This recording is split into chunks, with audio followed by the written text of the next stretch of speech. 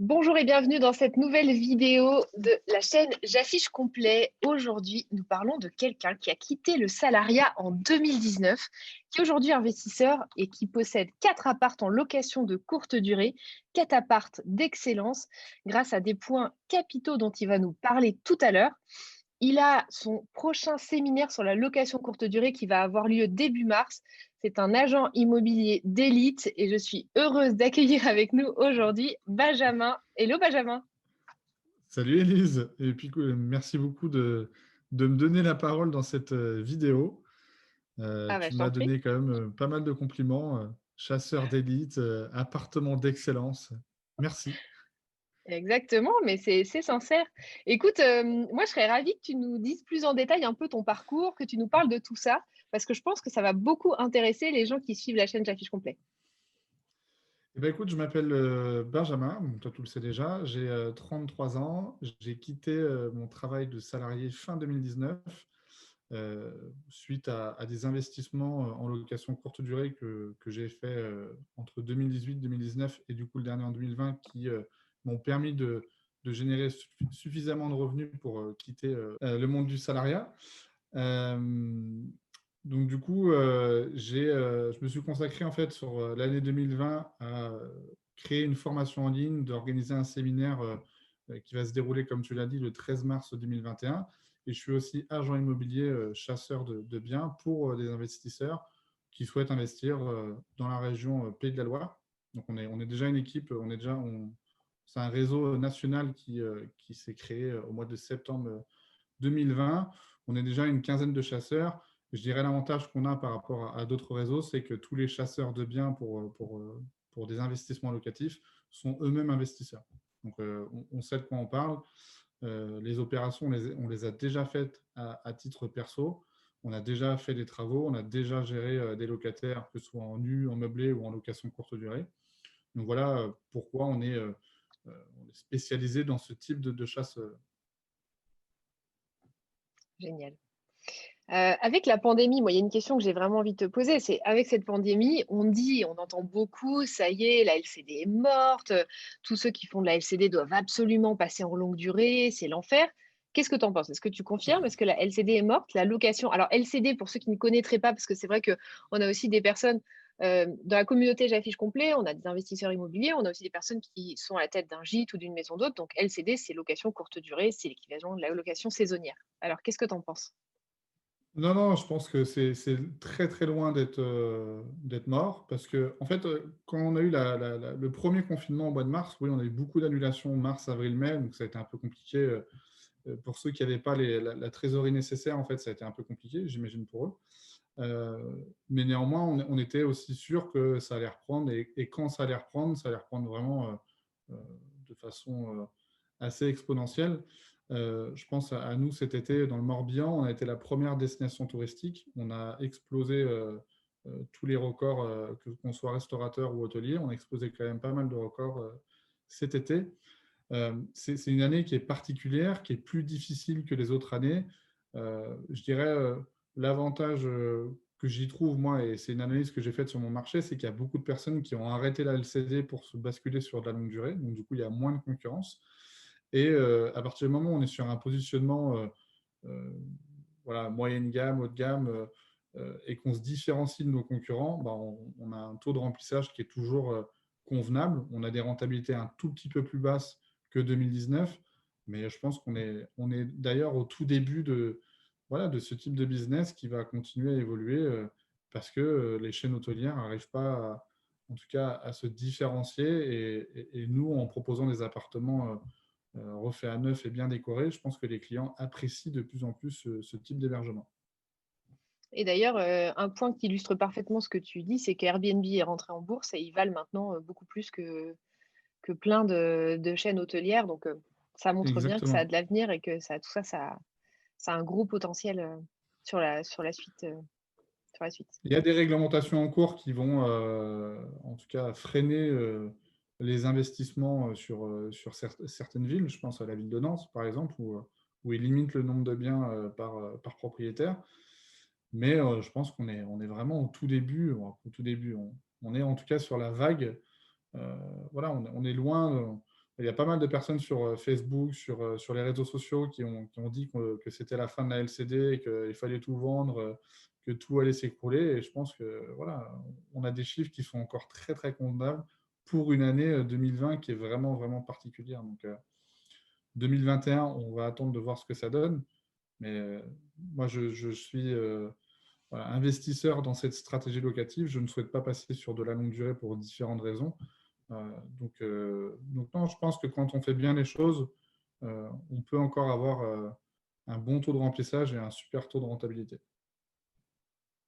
On partage le même point de vue. Quels seraient tes 3 meilleurs conseils à donner en location courte durée pour quelqu'un, soit quelqu'un qui démarre, ou soit quelqu'un qui en est quand même au début? On va pas se dire pour quelqu'un de chevronné, mais quels sont tes 3 meilleurs conseils? Ou peut-être pour quelqu'un de chevronné, je sais pas. Bah, déjà, le premier conseil que je donne, c'est l'emplacement. On dit souvent qu'un investissement immobilier, il y a trois règles, c'est l'emplacement, l'emplacement et l'emplacement. Je pense que ça se vérifie encore plus en location courte durée, où la plupart de mes clients, en tout cas, recherchaient de l'hypercentre. Et à partir du moment où on est dans l'hypercentre et il y a tout à proximité, restaurant, magasin, ça a été en tout cas un des premiers critères que mes clients ont choisi. Donc l'emplacement, pour moi, c'est une première règle. Deuxième règle, c'est la décoration. Tout le monde fait la même chose.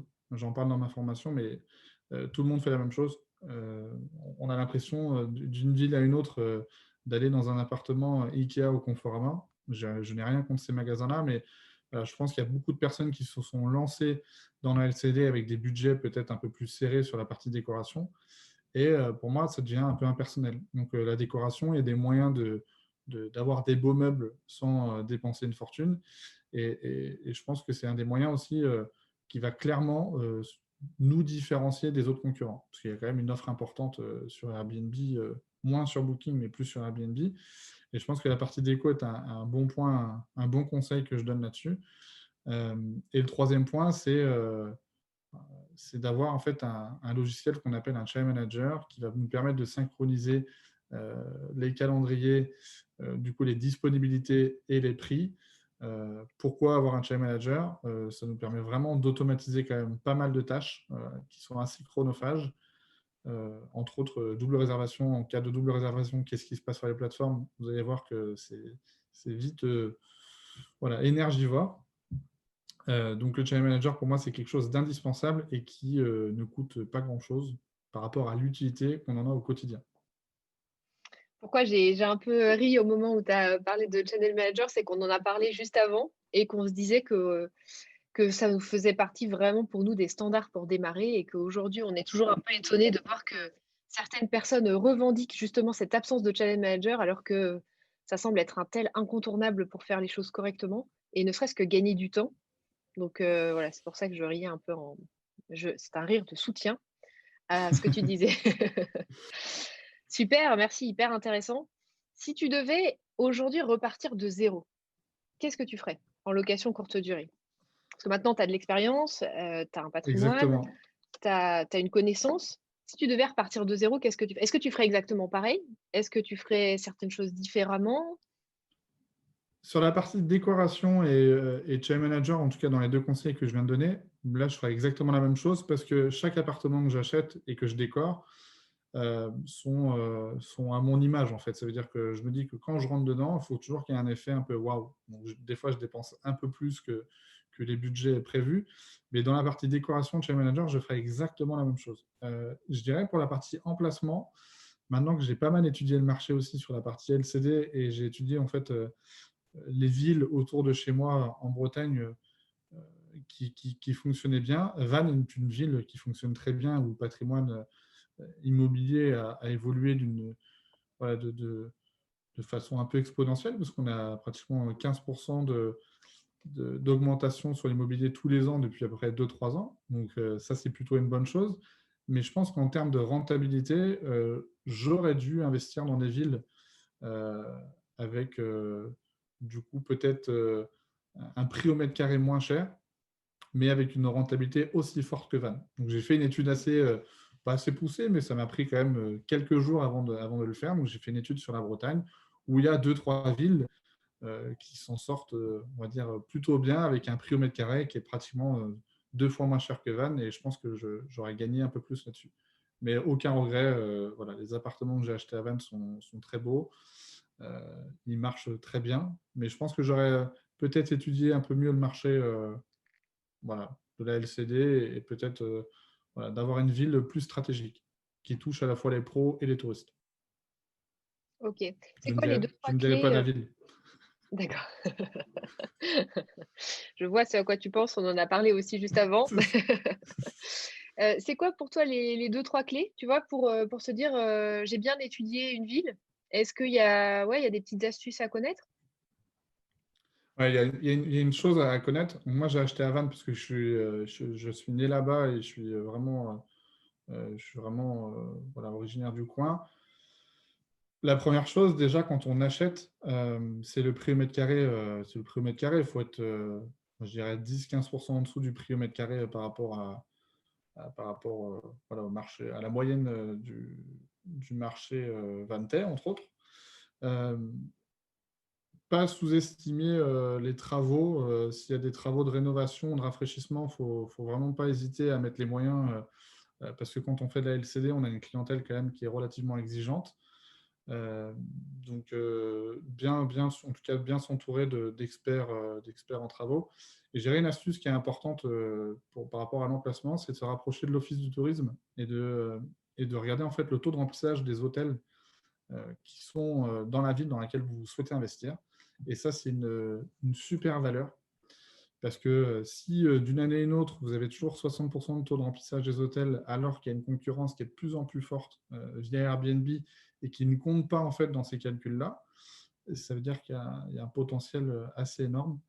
Je dirais, si vous allez en dessous de 60% de taux de remplissage d'hôtels, je dirais que c'est des villes en dessous de 60. Je ne déconseillerais pas d'y aller, mais d'y aller quand même un peu prudemment. Il faut savoir qu'un hôtel est rentable à partir de 40%, si je ne me trompe pas, Elise, toi qui es experte là-dessus. Je peut-être, ouais, je pense que ça dépend beaucoup du nombre d'étoiles aussi, parce que les hôtels économiques sont rentables beaucoup plus vite que l'hôtellerie de luxe qui, elle, Oui, nécessite, un remplissage, super important, oui. mais la moyenne, ça doit être ça. Donc, se rapprocher de l'office de tourisme pour voir aussi la part de clients touristiques et professionnels, c'est plutôt une bonne chose. Si vous avez beaucoup de clients professionnels, bah, vous pouvez aussi nouer des partenariats avec les entreprises locales. Surtout si vous avez un channel manager. Ça, c'est des choses que vous ne pouvez pas faire si vous n'avez pas de channel manager. D'où l'importance d'en avoir un.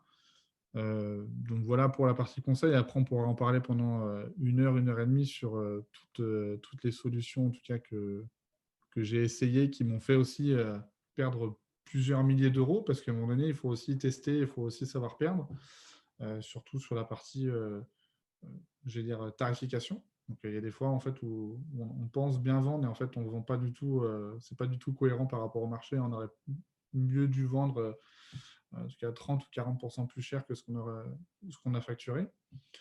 Ouais, il y a pas mal de solutions, mais je dirais la première chose pour moi, c'est quand on investit, et je l'ai fait sur une ville où je devais acheter un immeuble de rapport en décembre dernier.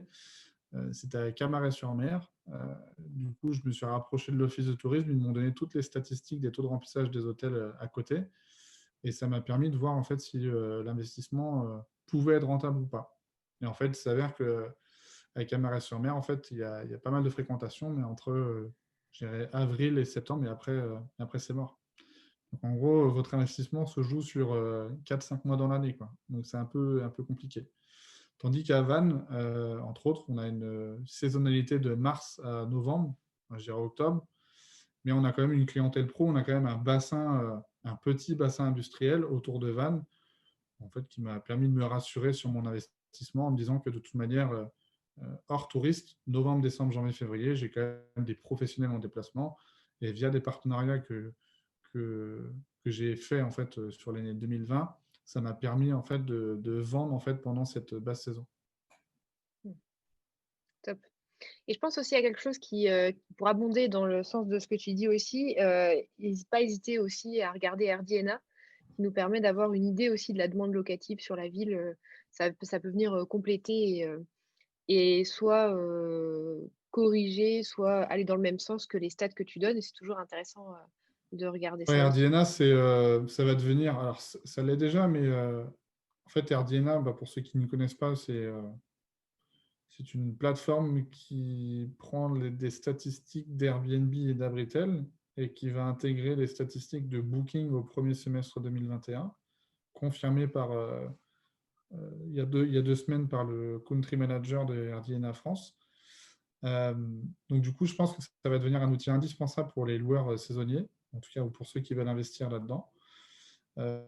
Parce que du coup, ça vous montre vraiment la demande locative dans la ville. C'est insignifiant comme investissement. On parle dans certaines villes de 20 ou 30 euros. Je crois qu'à Nantes, on est à 40 euros.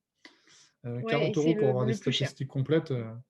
Mm. C'est ça. Donc 40 euros pour avoir des statistiques complètes sur la ville dans laquelle on souhaite investir, c'est rien du tout. En plus, c'est un abonnement par mois. Vous pouvez l'utiliser juste un mois et annuler l'abonnement sans engagement. Et après, ils poussent encore un peu plus les statistiques pour les conciergeries. Là, j'ai eu la démo avec des fichiers Excel un peu plus complets, mais voilà, c'est une solution qui existe sur le marché. Elle est critiquée parce que les gens utilisent la version gratuite, mais la version payante, elle est juste dingue en fait. Elle est tellement complète que même moi, en fait, même moi maintenant, en fait, je suis en train de l'utiliser alors qu'avant, voilà, j'utilisais la version gratuite en me disant, bon, il n'y a quand même pas beaucoup de données, mais la version payante, je l'ai testée et sur Nantes, en tout cas, ça m'a rassuré sur l'investissement que j'ai fait. D'ailleurs, j'en profite pour dire qu'on a le reproche que font souvent les gens sur RDNA, c'est que c'est écrit en anglais, que c'est des indicateurs qui sont un peu barbares. Nous, on a fait une petite formation qui vous permet de savoir précisément comment nous, on utilise RDNA et comment le comprendre, en fait, que ce soit plus du tout barbare. Je mettrai le lien juste en dessous dans la barre d'infos, de façon à ce que vous puissiez regarder. Et je pense que c'est une formation qui est rapide à assimiler, qui est pas à pas et qui va vous permettre vraiment de tirer l'essence d'RDNA. Et comme le dit Benjamin, c'est peu d'euros pour finalement un gain futur vraiment important. Parce que sans cette information, on prend des mauvaises décisions et on passe à côté d'argent. Il y a beaucoup de personnes qui ont ton parcours, Benjamin, qui finalement se disent à un moment donné, tiens, je deviendrais bien une conciergerie de location saisonnière, exploiter vraiment toute cette compétence et cette connaissance que j'ai accumulée pour moi et pour mes clients pour faire une conciergerie de location saisonnière. Est-ce que toi, c'est un souhait? Ouais, alors moi, j'ai déjà créé une conciergerie avec mon beau-père. Donc, on a été par contre frappé par la pandémie parce que tous nos clients ont paniqué et je dirais 80% de nos clients ont paniqué et du coup ont arrêté de faire de la LCD et ont basculé sur de la longue durée. Je pense qu'il y a une vraie demande sur le marché. C'est très français, conciergerie. Voilà. Dans les autres pays, ça existe, mais c'est pour avoir discuté avec beaucoup d'acteurs. En France, c'est quelque chose qui fonctionne bien. Euh, Attention, quand vous montez une conciergerie et que vous encaissez les loyers des propriétaires, il faut avoir ce qu'on appelle le sésame, la carte G, carte gestion, parce qu'on est considéré comme une agence immobilière. Donc ça, c'est la première alerte que je pourrais donner, puisqu'il y a pas mal de gens qui le font sans le savoir. Donc, vous pouvez être retoqué par des concurrents, des agences immobilières qui ne supportent pas les conciergeries, entre autres. Euh, je pense qu'avec tous les outils qu'on a en tant que propriétaire, en tant qu'investisseur, on peut dupliquer en fait, ces méthodes-là en étant une conciergerie, en utilisant un chai manager, en automatisant aussi la gestion des mails, en étudiant euh, la tarification des biens qu'on va prendre en gestion. Donc c'est quelque chose qui fonctionne de plus en plus. Moi, je suis en train aussi de basculer sur de la sous-location professionnelle. Donc en fait, je vais sous-louer le bien des propriétaires et que je vais revendre en fait sur les plateformes Airbnb Booking.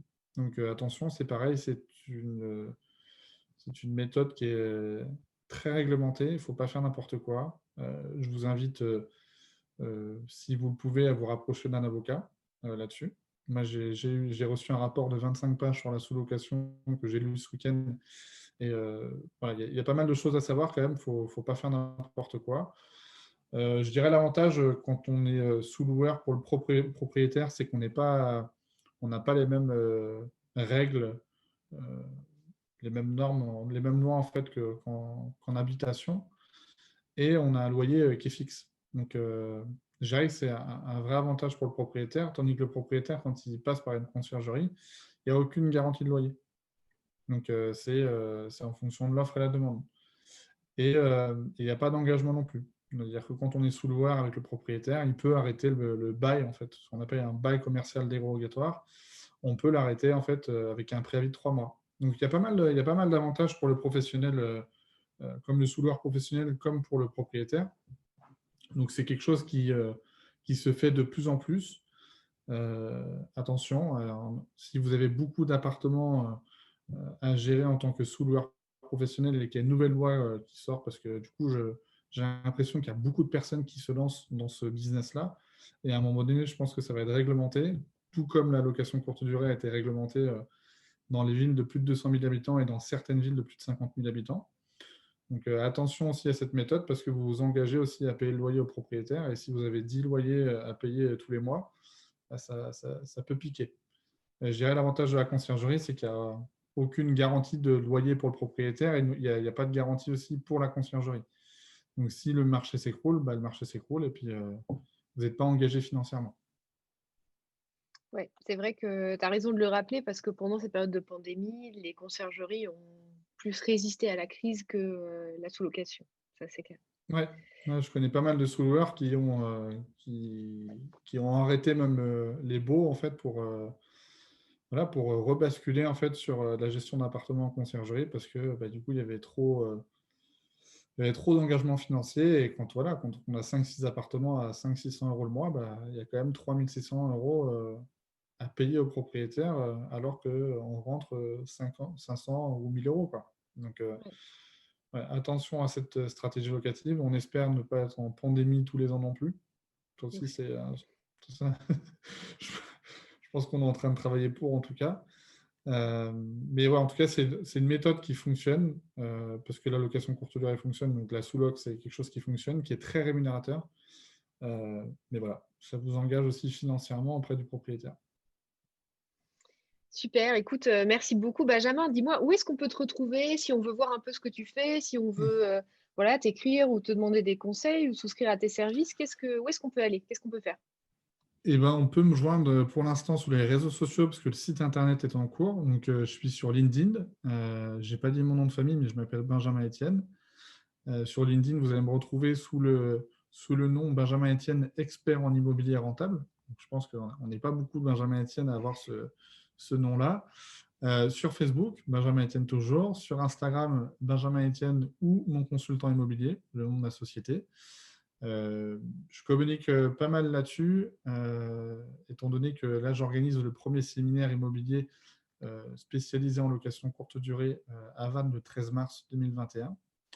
Donc, si vous souhaitez en savoir davantage, vous pouvez me contacter en message privé. Je vous enverrai bien entendu la page où on explique un peu comment va être organisée cette journée et les intervenants. Euh, voilà, on a 7 intervenants pour l'instant. J'attends la réponse d'une 8e intervenante euh, qui Qui est travaille spécialisée. assidûment à pouvoir être présente, qui vraiment C'est ça. travaille assidûment à pouvoir être présente. Donc voilà, pour l'instant, on me retrouve sur les réseaux sociaux. J'ai pas de site internet pour le moment. Il va arriver d'ici quelques semaines. OK, super. Bah, écoute, merci beaucoup Benjamin de nous avoir partagé toutes ces clés. Et Merci merci Élise. pour toutes ces billes et ces idées que tu as pu donner aux gens qui n'ont pas encore démarré la LCD ou même à ceux qui démarrent déjà. Moi, ce que je vous propose, c'est que si vous hésitez sur la détermination de vos prix, parce qu'on est sur la chaîne J'affiche complet et on vous aide à déterminer vos prix de vente, n'hésitez pas à télécharger le bonus gratuit qui est juste en dessous en description, qui va vous aider à ne plus faire d'erreur sur la détermination de vos prix. Vous allez pouvoir rejoindre notre groupe privé location saisonnière, prix et maximisation du chiffre d'affaires et vous le recevrez automatiquement en vous inscrivant. Voilà, moi je vous dis à bientôt pour une prochaine vidéo. Merci encore Benjamin pour ta présence avec nous dans cette vidéo Merci Élise.